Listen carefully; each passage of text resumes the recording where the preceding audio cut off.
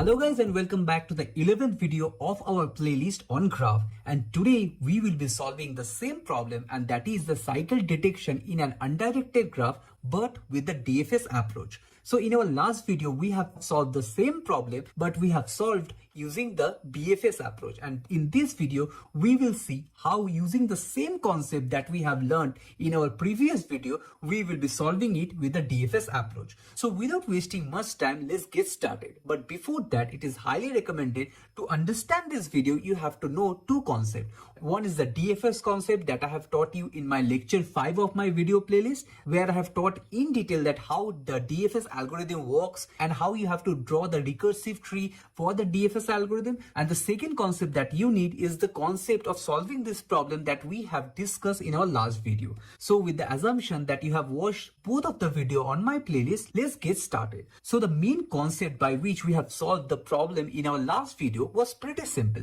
What we did, we simply used the BFS algorithm to traverse the entire graph, and while we were traversing, we were checking two things. One, whether the node that we are encountering, whether that was visited or not, and number two, if the node is visited, whether that is a parental node or not. And with the same concept in mind, here also in DFS approach we will solve this problem. So let's see how we will do it. So to understand this process of detecting the cycle using DFS, let's simply run this DFS algorithm for this graph, that is the first graph. So what we have to do to start our DFS, we have to first select a vertex, and let's assume that this is our starting node.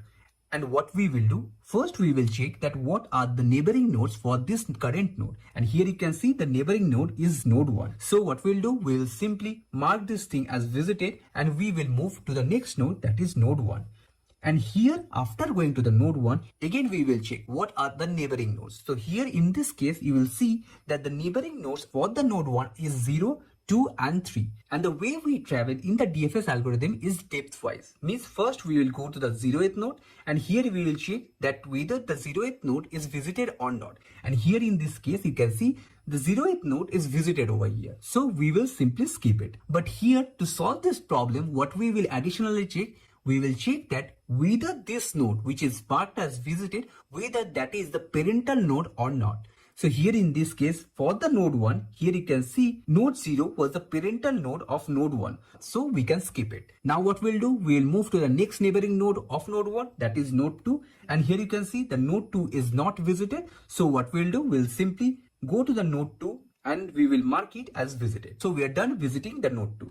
Now we'll again go to the node 2, and here we'll check what are the neighboring nodes. And here you will see the neighboring nodes of node 2 is node 1, which is also marked as visited. So we'll check that whether it is a parental node or not. And here you can see node 1 is the parental node of node 2. So we'll skip it. Next thing what we'll do, we will check that whether there exists any more neighboring node of node 2 or not. So here in this case, you will see there are no further neighboring node for the node 2. So what we'll do, we will simply return from node 2. So we'll come back from node 2 to node 1, and we will check what are the neighboring nodes which are yet to be iterated. So here you can see for the node 1, the last node that is remaining is node 3. So we will go to the node 3 and we will check whether it is visited or not. Here you can see it is not visited. So we will go to the node 3. We will mark it as visited. So here we go to node 3. Now what we'll do, again we will check that what are the neighboring nodes. Here you can see neighboring nodes are 1 and 4, and again node 1 is visited and it is parental node, so we'll skip it.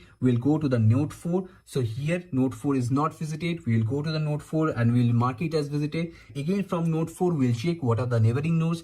Here it is 3, which is already marked as visited, and it is a parental node, so no problem. So at the end of this complete iteration, we see we have not detected any cycle. So we are good. And I hope it is clear to you that why I am checking that if a node is visited, why it is parental node or not. Because this concept is a core concept of how to detect a cycle in a graph. And if you have not gone through my previous video where I was solving the same problem using the BFS approach, this approach will be completely meaningless and it will be very difficult for you to understand. That is why I was telling you thoroughly do check my last video and then come back to this video, because here also we will be using the same concept. That is, we will check multiple number of times that whether the node is visited or not, and if it is visited, we have to check that whether it is parental node or not. So keeping that concept in mind, let's proceed with this graph, that is where there is actually a cycle present. So let's get started. So as usual, what we'll do, we'll start from the 0th one. So here we will start with the DFS of 0 and we will mark it as visited. So in the visited array, we will be having the 0th node. Now what we will do, we will check what are the neighboring node of the node 0. And here you can see the neighboring node is node 1. So what we will do, we will make a call of DFS of 1.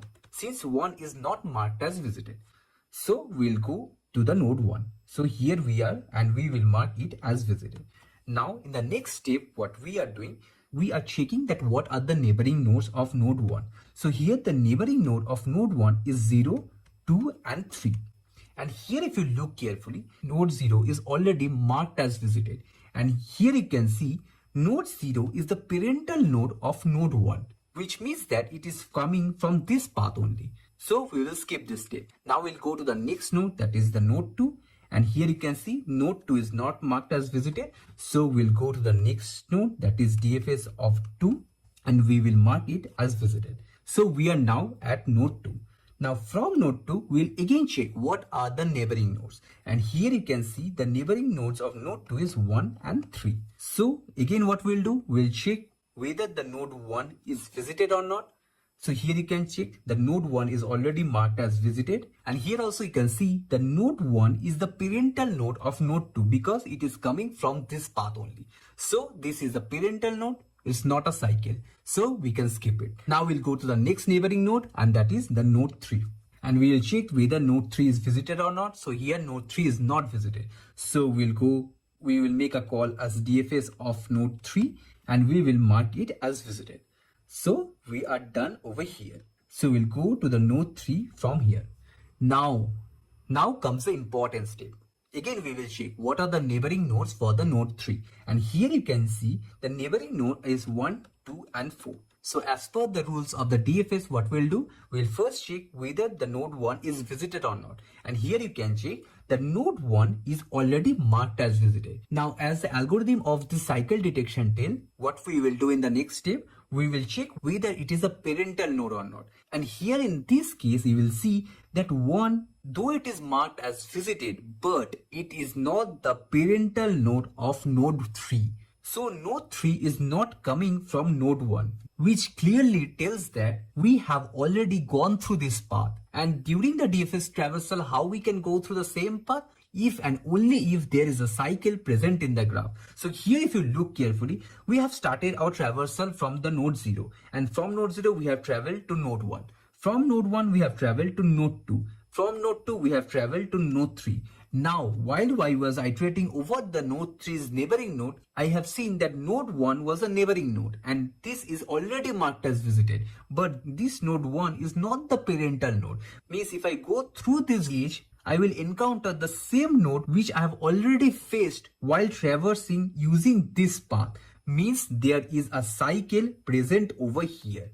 And this is how you prove that with the help of the DFS algorithm that a graph have a cycle over there. And once you detect this thing that a node you encounter is already marked as visited and this is not a parental node, you return from the function that you have detected a cycle over here.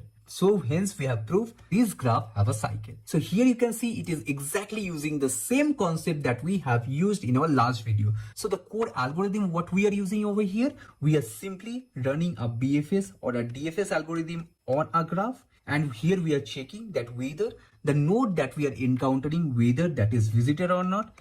And if that node is visited, means if it is yes, means if it is visited, then we are checking whether it is a parental node or not. Means whether it is coming from that track or not. And if it is a parental node, we will simply skip it. Means we will move forward with the algorithm. But if it is not a parental node, then we will say there lies a cycle over here. And if the node is not visited, means we do not have any problem, we will simply run the DFS or the BFS algorithm. So this is basically the core concept or the core algorithm by which we are solving or detecting the cycle in an undirected graph. So I hope you have thoroughly understood the video of how we are using the same concept over here to solve this problem. So let's now write down the code in Java and let's see how easy it is to solve this problem.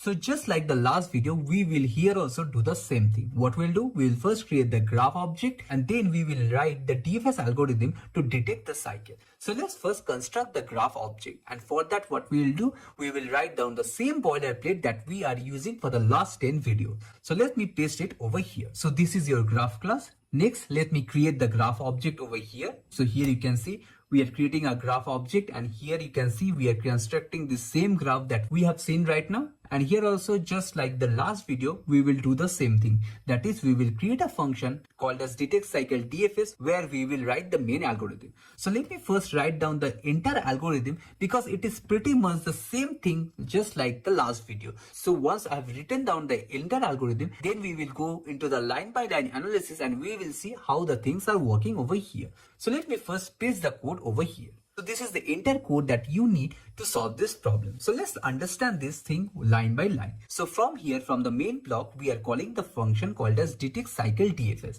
And here we are passing this graph object. So what we are doing, here we have defined a visited set, and here we are writing a for loop to start the DFS algorithm on each and every vertex. These are the simple old code. I know you are already familiar with this approach. Now the new thing that you have to look carefully over here is, apart from just sending the graph node and the visited set that we used to send for writing a DFS algorithm, here we are sending something extra, and that is -1. Means whenever we are starting a DFS algorithm from a particular node, we are telling that your parents is -1 since it is starting from null. So obviously the parent node, that is the 0th node, doesn't have a parental node. So we are identifying it as -1.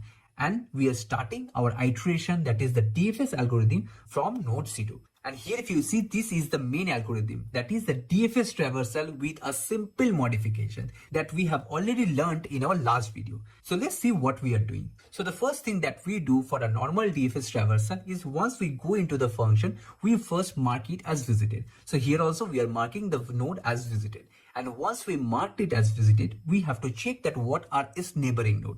So here we are checking that what are the neighboring nodes for this current node. So for our first iteration, the current neighboring node is node 1. So we are checking that whether node 1 is visited or not. So here you can see node 1 is not visited. So we'll go inside this if block, and here look carefully what we are sending. Here we are sending our current vertex as node 1, which means this node. And the parental node of this node 1 is nothing but 0 from where we have came from, which is the current vertex. So here look carefully, neighboring node is the node 1 and the current node is this node, that is node 0. So this is how the DFS will work. So what we are doing, we are sending the neighboring as 1 and current as 0. So as the DFS is a recursion algorithm, so from here the DFS will again get called and it will come over here.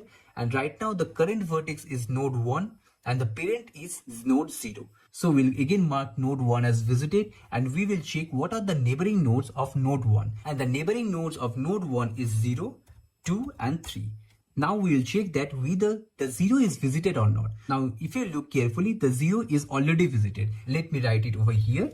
Right now the 0 is already marked as visited. Means this block will get skipped, and we will go to the else if block, and here we will check whether the node 0 is the parental node of node 1 or not. So here you can see this is a parental node, so we will skip it. Means we are not going into this else if block, and we will simply skip it, and we will go to the next node, that is the node 2. And we will check whether node 2 is visited or not. So node 2 is not visited, so we will mark it as visited. Also we will mark 1 as visited in our last iteration. So node 2 is marked as visited. Again we will check what are the neighboring nodes. And the neighboring nodes here are 1 and 3. We'll again go over here. We'll check whether neighboring node is 1 is visited or not. Here you can see node 1 is already marked as visited, and also it is the parental node. So we'll skip it. We'll go to the node 3. Now on node 3, we will call the DFS algorithm again. And this time what we are sending the neighboring nodes as node 3 and the current node means the parent node as node 2. So in this case, your neighboring nodes is 3 and your current node is 2. Now what will happen in the node 3, we will check the neighboring nodes. And for the node 3, the neighboring nodes are 1, 2 and 4.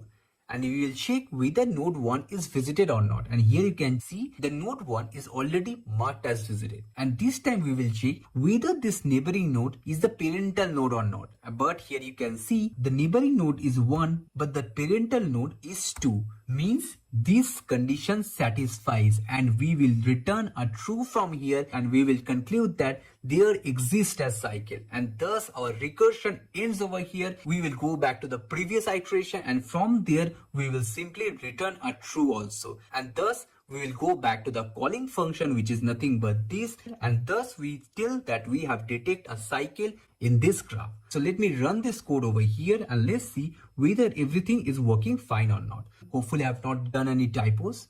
And here you can see we are getting a true for this algorithm. Means a cycle was detected in this graph. And which was the age that created the cycle? And that is the age 2 and 3. So let's comment out this one and let's run the algorithm again. Hopefully this time we will not get the cycle. So let's run the algorithm and create. Here you can see the cycle detection returns false. Means there is no cycle over here. Now if you look carefully, in both the approach, one is the BFS and the DFS approach, we did the same thing. So if you just open the last solution, that is the BFS approach, here you can see here also we have run the simple BFS algorithm. The only check that we did is this one, that is neighbor not equal to parent, and the same check also we have placed here also during the time of the DFS traversal.